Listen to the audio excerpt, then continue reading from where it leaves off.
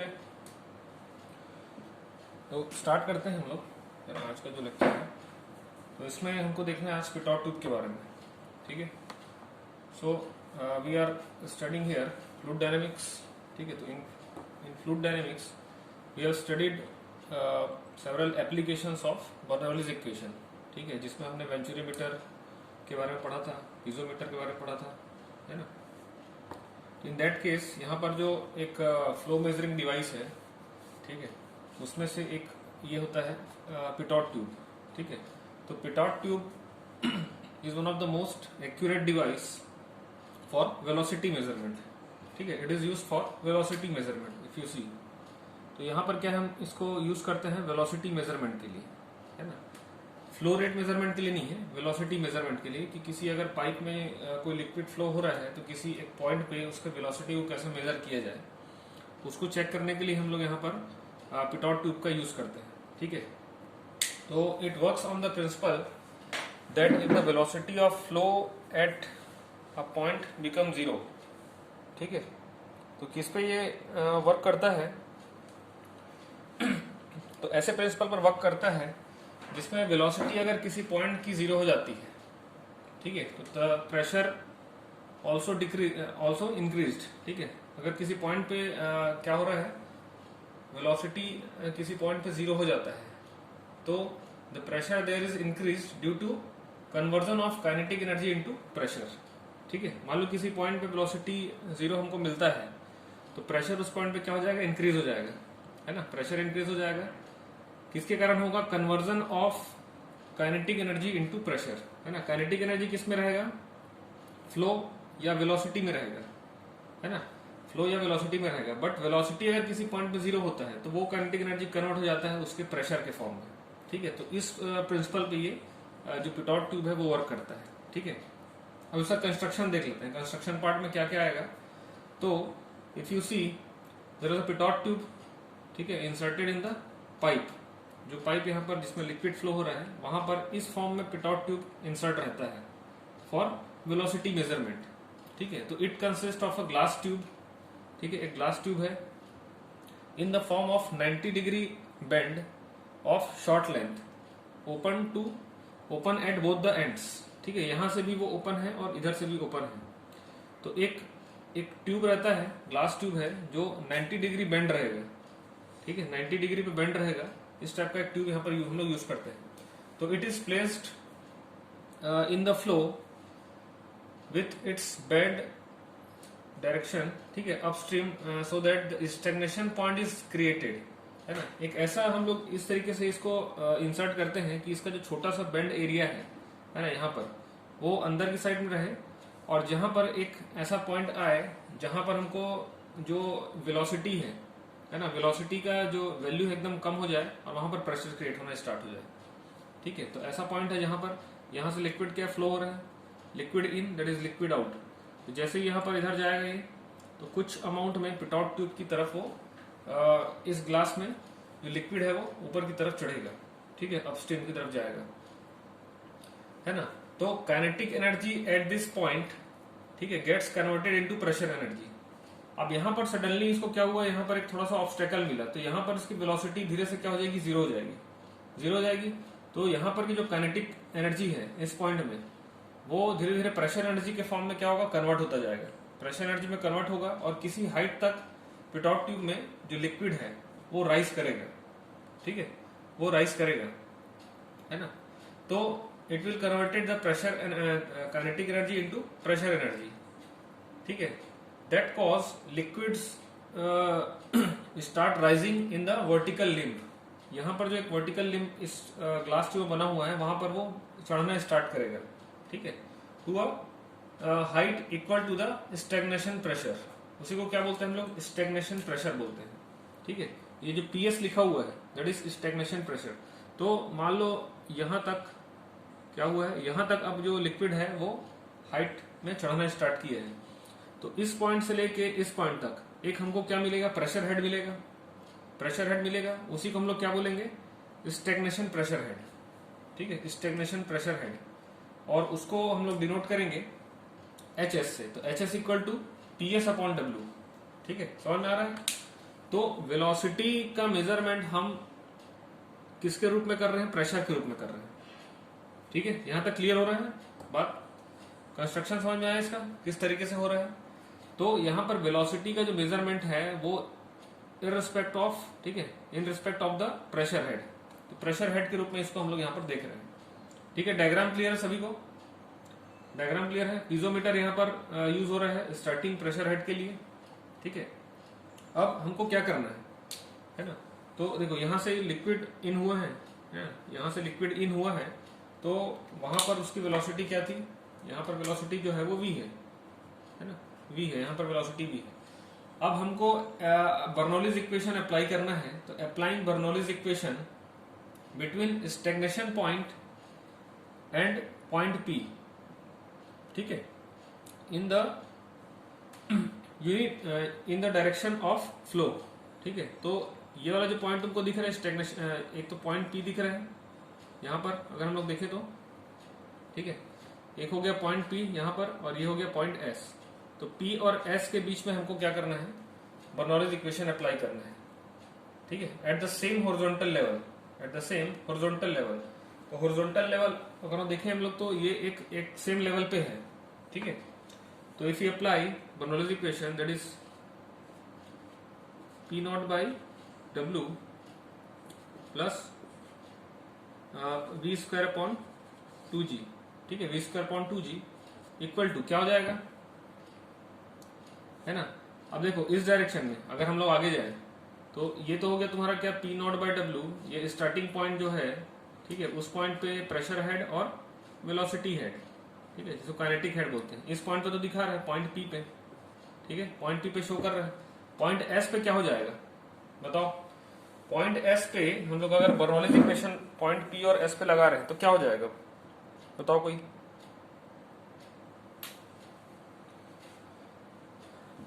बताओ कोई? Point S पे क्या क्या हमको मिलेगा, कौन सा हेड मिलेगा?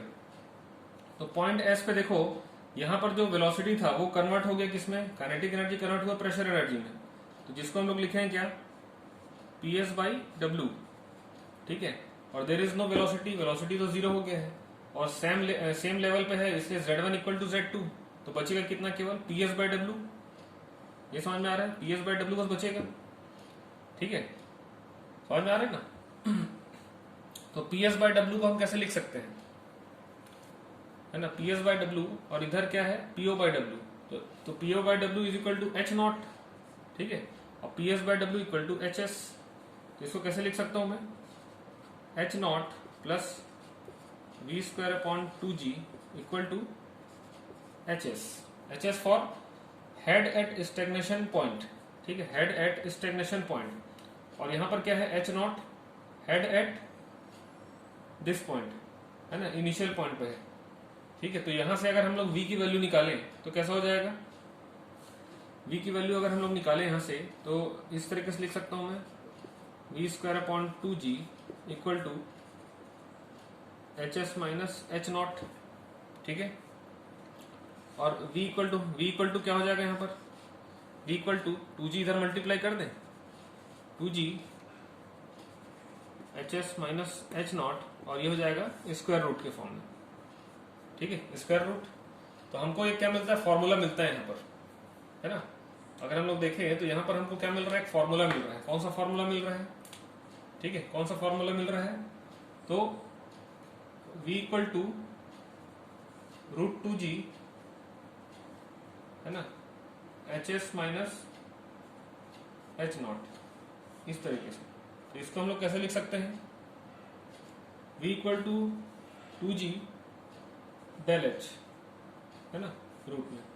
इस तरीके से आ जाएगा एक फॉर्मूला हमारे पास। ये समझ में आया क्या? ये समझ में आया सभी को? तो यहां पर पिटॉट ट्यूब में वेलोसिटी मेजरमेंट के लिए ये वाला हमको फॉर्मूला यूज करना है। ठीक है, ये वाला फॉर्मूला हमको यूज करना है। जहां पर P नॉट क्या चीज है, P नॉट ये वाला है, P नॉट क्या चीज को शो कर रहा है? P not is the pressure at point P, pressure at point P। ठीक है, इसी को हम लोग क्या बोलते हैं, स्टैटिक प्रेशर। ये क्या कहलाएगा, स्टैटिक प्रेशर। ठीक है, इसी को बोलेंगे static pressure. V is the velocity at point P। ठीक है, और फ्री फ्लो वेलोसिटी, इसी को क्या बोलते हैं, फ्री फ्लो वेलोसिटी। उसके बाद में पीएस, ठीक है, what is the PS? PS is a stagnation pressure at point S, stagnation pressure at point S, ठीक है। और जो डेल एच हम लोग यहाँ पर निकाले हैं, ये डेल एच, तो ये डेल एच क्या कहलाता है, ठीक है, इसको हम लोग क्या बोलेंगे, that is called dynamic pressure, dynamic pressure, ठीक है। ये क्या कहलाएगा, डायनेमिक प्रेशर कहलाएगा, या difference between stagnation pressure head and static pressure head. इसके बीच का डिफरेंस है ये H S minus H naught. तो difference between static pressure head है ना, sorry stagnation pressure head and static pressure head के बीच का डिफरेंस है, ठीक है। तो यहां पर जो height of liquid rise in the pitot tube, जितना भी हाइट रेज करता है एच एस, ठीक है, वो क्या इंडिकेट कर रहा है, स्टैग्नेशन हेड को इंडिकेट करता है। इसको हम लोग क्या बोलते हैं, स्टैग्नेशन हेड, ठीक है। तो the static pressure head may be measured separately with the piezometer, है ना। अब यहां पर मान लो स्टैटिक प्रेशर कितना हुआ, उसको मेजर करने के लिए हम लोग पीजोमीटर का यूज कर लेते हैं, प्रेशर हेड यूज करने के लिए, ठीक है। तो that is all about Pitot tube. यहां तक समझ में आया कि सबको पिटोट ट्यूब समझ में आया? एक छोटा सा क्वेश्चन करते हैं, ठीक है, इसको मैं मिटाता हूं, है ना।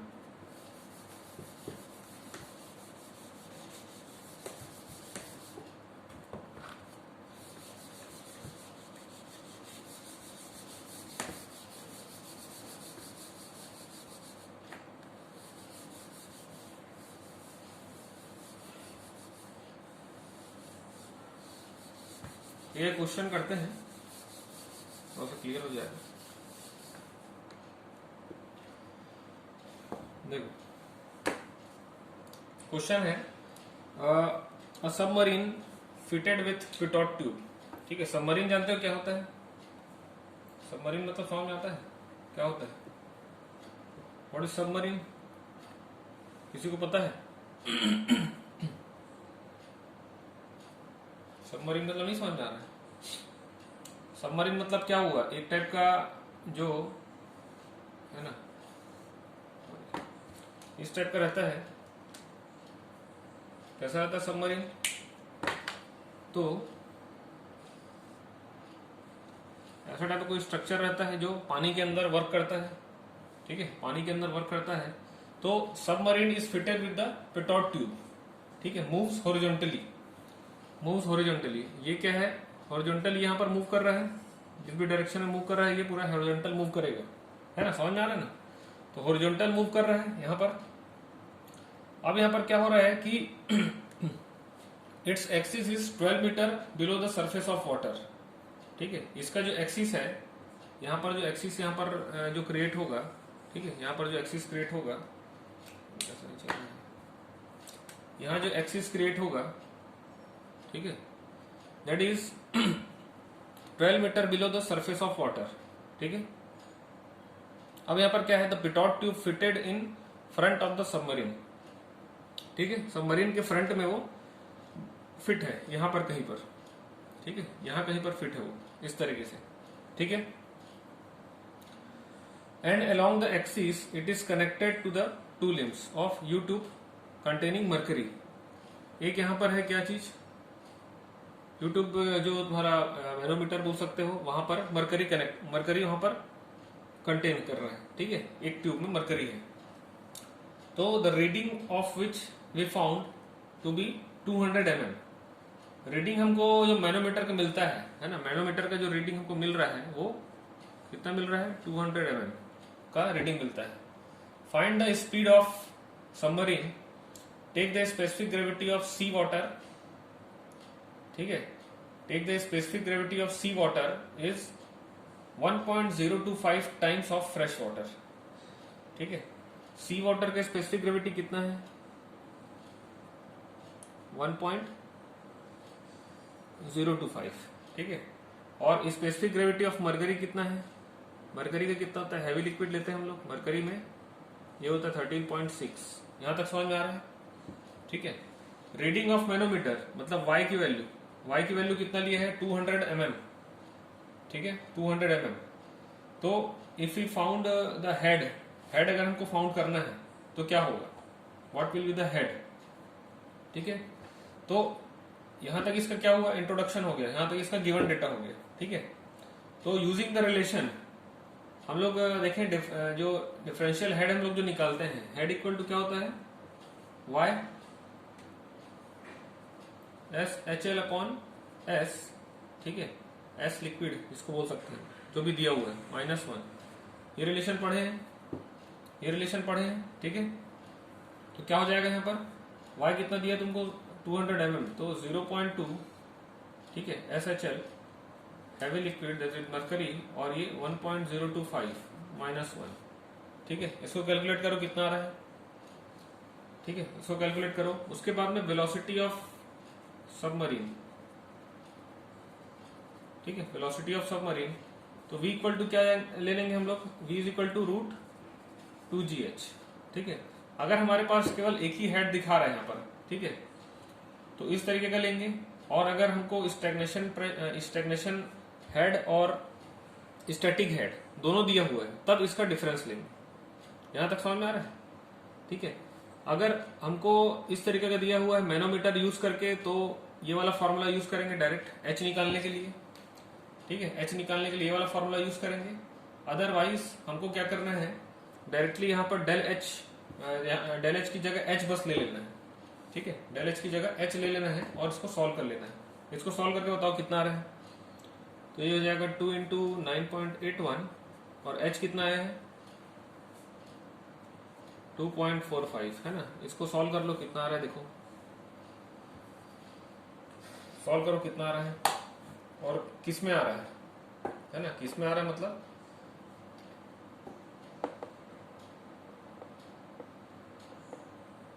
किसमें आ रहा है, मतलब उसका यूनिट क्या होगा।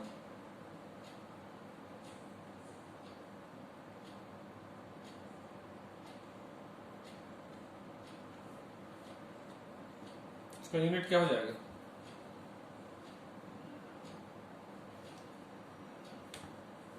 यूनिट बताओ, किसमें आएगा यूनिट बताओ। What will be the unit,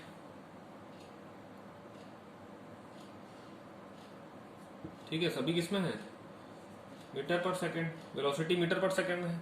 अगर इसको हमको पूछेगा, मालूम देखो सबमरीन चल रहा है समुद्र में, तो मीटर पर सेकंड में यहां तक तो निकलेगा उसको, लेकिन किलोमीटर पर आवर में निकालना है, तब कैसे करोगे। मीटर पर सेकंड को किलोमीटर पर आवर में निकालना है, तब कैसे करेंगे बताओ। मीटर पर सेकंड को किलोमीटर पर आवर में निकालने के लिए कैसे करेंगे, क्या होगा ऐसे कंडीशन में, बताओ कोई।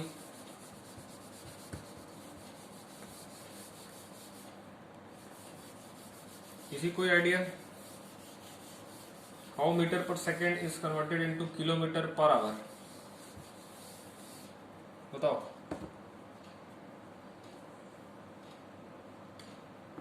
कैसे करेंगे, 1 metre per second equal to क्या होगा, कितना मल्टीप्लाई करोगे उसमें, जल्दी बताओ। कैसे आएगा तो बताओगे वैसे, तो डायरेक्ट तुम उसका आंसर बताओगे कि 18/5। यहां पर तुमको क्या दिया हुआ था, यहां पर क्या दिया था देखो, मान लो ये 1 किलोमीटर पर आवर दिया हुआ है ना, इसको हमको मीटर पर सेकंड में कन्वर्ट करना, तो 1 किलोमीटर पर आवर मतलब क्या हुआ है ना, मीटर के फॉर्म में अगर इसको चेंज करें तो 1000 किलोमीटर, है ना, ये मीटर हो गया। और आवर में कितने सेकंड होते हैं, तो 60 × 60 कर दोगे। ठीक है, 60 × 60 ऐसा कर दोगे। ठीक है, तो ये कितना हो जाएगा 1000/3600, कितना आएगा, इसको सॉल्व करोगे तो ये आता है 5/18 मीटर पर सेकेंड। तो 1 kilometre per hour equal to 5/18 metre per second एक होता है। तो 1 metre per second equal to क्या हो जाएगा 18/5 किलोमीटर पर आवर, ये समझ में आया? इस तरीके का कन्वर्जन समझ में आया? तो ये कन्वर्जन होगा इसमें, ठीक है। तो हमारा आंसर किसमें आया था? मीटर पर सेकेंड में। तो वहां पर मल्टीप्लाई करना पड़ेगा 18/5, ठीक है। तो 6.93 इंटू 18/5 करो, कितना आ रहा है? कितना आ रहा है बताओ?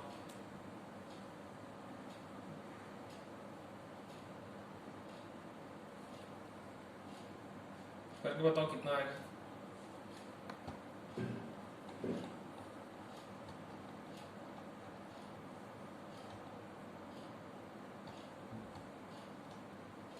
ठीक है, तो 24.95, ठीक है, इज किलोमीटर पर आवर, ठीक है। ये किसमें आ जाएगा? किलोमीटर पर आवर में आएगा, है ना। तो ये हमारा फाइनल आंसर होगा, क्योंकि देखो सबमरीन दिया हुआ मतलब उसको तुम ठीक है मीटर पर सेकंड में निकाले हो, बट कोई भी चीज अगर सी में या समुद्र में ट्रेवल कर रहा है तो उसको हम लोग किलोमीटर पर आवर में निकाले तो ज्यादा अच्छा रहेगा वो, है ना। किलोमीटर पर आवर कि एक आवर में या एक घंटे में कितना किलोमीटर वो रन कर रहा है, ठीक है, वो उसकी वेलोसिटी हो जाएगी। तो इस टाइप का समझ में आया क्वेश्चन? इस टाइप का क्वेश्चन समझ में आया, है ना। अब हमको देखना है क्या? एक इम्पल्स मोमेंटम इक्वेशन, ठीक है।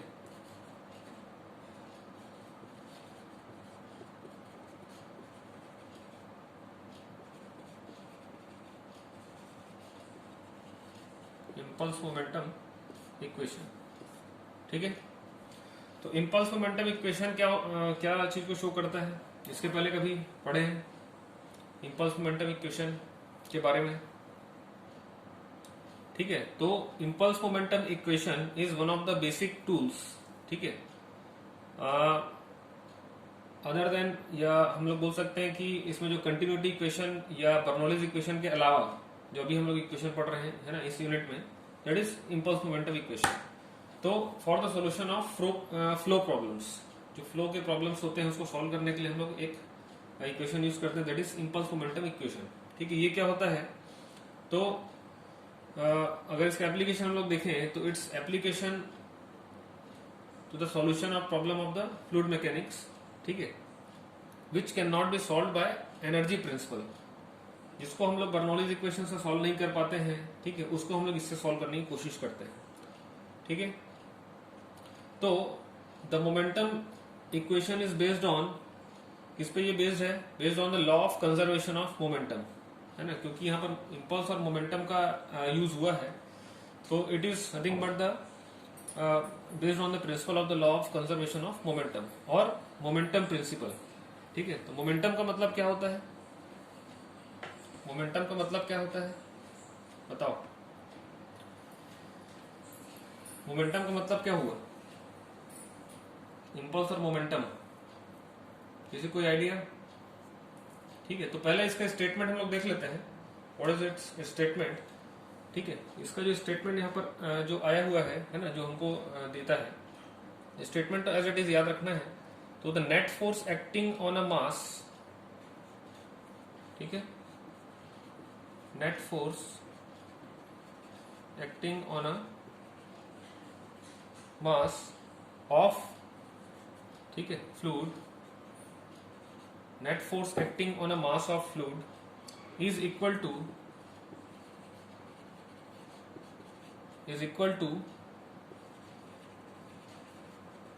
change in momentum of flow per unit time, ठीक है, in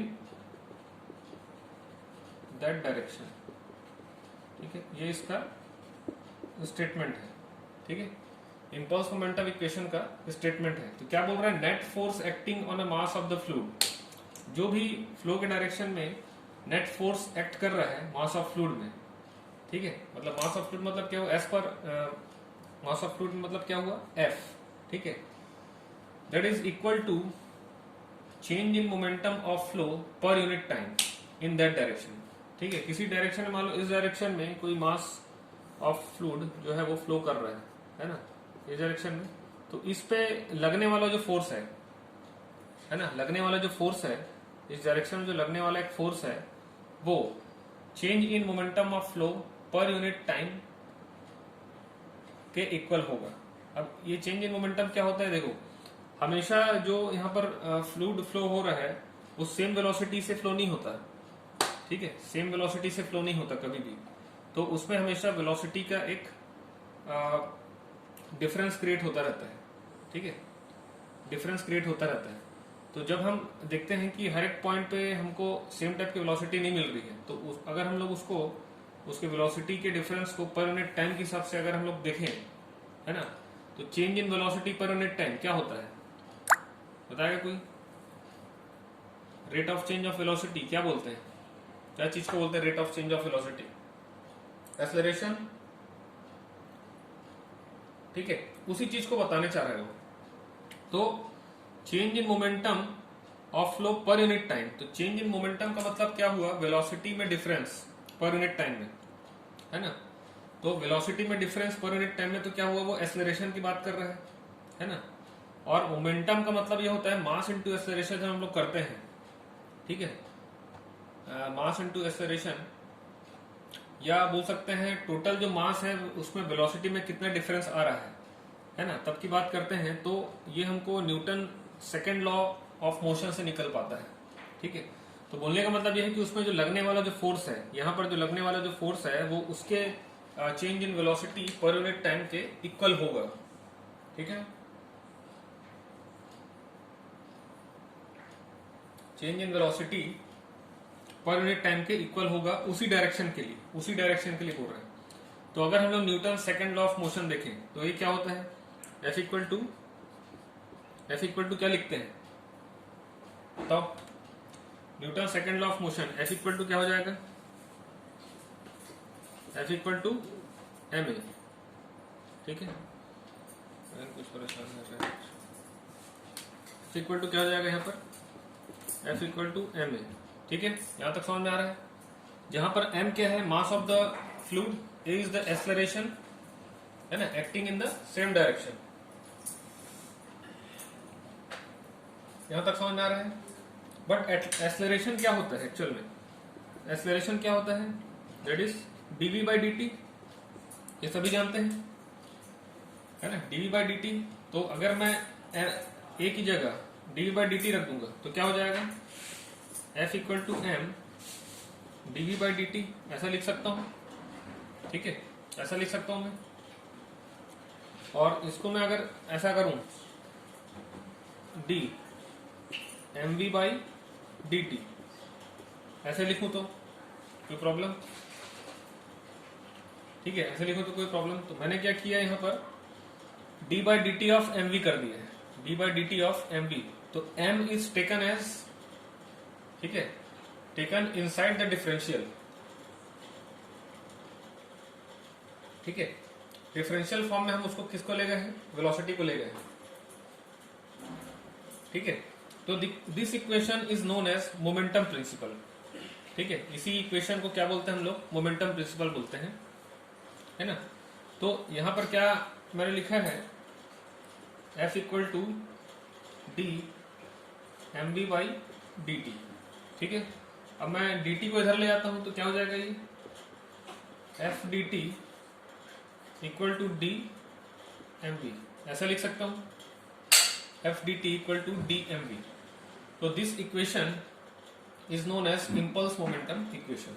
इसी इक्वेशन को हम लोग क्या बोलते हैं, इम्पल्स मोमेंटम इक्वेशन बोलते हैं। F, है ना, F D T equal to D of M V. और मोमेंटम जो होता है, एक्चुअल में जो मोमेंटम होता है वो m इंटू वी होता है, मास इंटू वेलोसिटी, इसी को क्या बोलते हैं हम लोग, मोमेंटम बोलते हैं। और इम्पल्स मतलब क्या हुआ, इम्पल्स मतलब एक टाइप का फोर्स है, इम्पल्स मतलब एक टाइप का फोर्स है, और मोमेंटम का मतलब होता है मास इंटू वेलोसिटी से, ये याद ध्यान रखना है। इम्पल्स मतलब एक मोशन जो क्रिएट करता है, जो एलिमेंट जो मोशन क्रिएट करता है, तो फोर्स मोशन क्रिएट करता है, तो फोर्स, है ना। यहाँ पर देखो इसका मतलब समझो, इंटरप्रिटेशन ऑफ दैट इक्वेशन,